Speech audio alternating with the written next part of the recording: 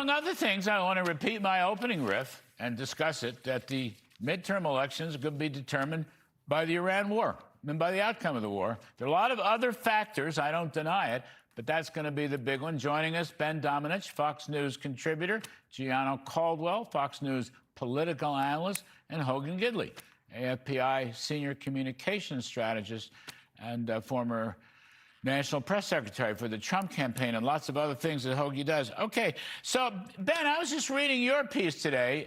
Republicans think they're going to lose, and they're probably going to be right.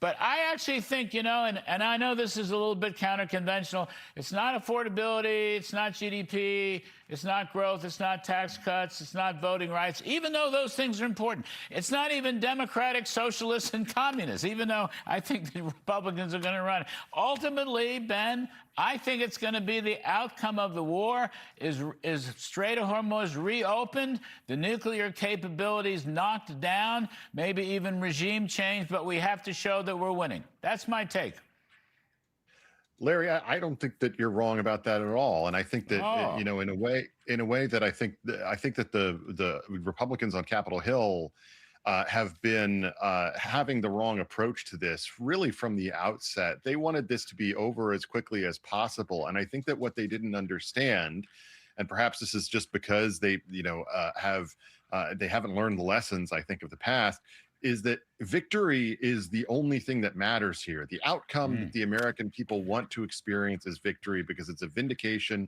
of the president's approach and the American approach to foreign policy. And if they don't have that, that's something that they can't run away from when it comes to this election. And unfortunately now, I think they're all going to try to do that, and they're going to fail. You know, you and I are on the same page here. And I worry, you know, Mark Thiessen mentioned it in the earlier part of the show. Even some advisors in the White House don't understand this or don't agree with it. They want to get out as fast as possible, and you can't do it. I mean, Gianno, I think you just have to face facts. If the polling here, the good polling, likely voters, general election voters by the McLaughlins show people want to complete the task, and they want to reopen the Hormuz and get those gasoline prices down. But we must win, as Ben is suggesting.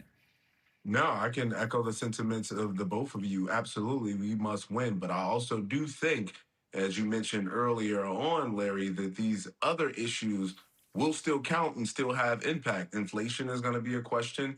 What's going on with the economy? What's going on with the gas prices? Which, of course, we know are contributing factors from the war itself. So those are going to be things that people are thinking about. But I also think they're going to be thinking about the fact that they got a bigger check from the IRS this year. They're going to be thinking about no tax on tips, no tax on overtimes, no tax on Social Security, if the Democrats in those states allow those policies to have been implemented in some cases.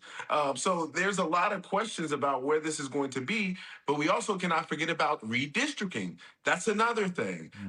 The Democratic Party has become way more extreme. People notice it. That's another thing. Socialism actually has an impact in some areas. So I think this is not a traditional midterm election as we would normally see. There's a lot of different factors, including Elon's money coming in to help save the day. Well, I love Elon's money personally. I got to take a break. We're going to get Hoagie. We're going to get Hoagie in. Hoagie's our Capitol Hill representative, an unenviable position to be in, but he can do it if anybody can do it. Ben Domenech, thank you very much. Ben, you stick around. We got a little more room. I think we're going to lose Gianno to a dinner date, but if not, he's welcome to stay as long as he wants.